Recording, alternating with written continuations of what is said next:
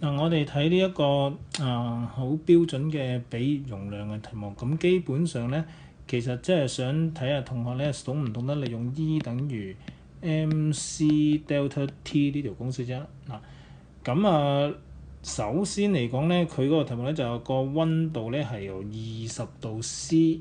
就升到去咧就200度 C， 咁當然呢個咧就表示咗個 delta t 嚟㗎啦。個 delta t 就係呢一個啦，200減20啊。咁題目咧有提到嗰個質量咧就係525克嘅。咁我哋記住呢個單位一定要轉做 kg， 所以就一間會用0.525 kg，即係0.525呢個數字嘅。而同時間咧，佢都俾咗個比熱容量我哋咧，呢個比熱容量咧，佢俾咗我哋咧就係2500啊。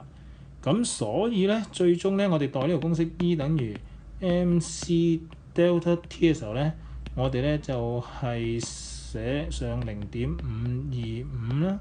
就乘2500，再乘咧就200減20，咁咧撳一撳計數機就到236,250焦耳。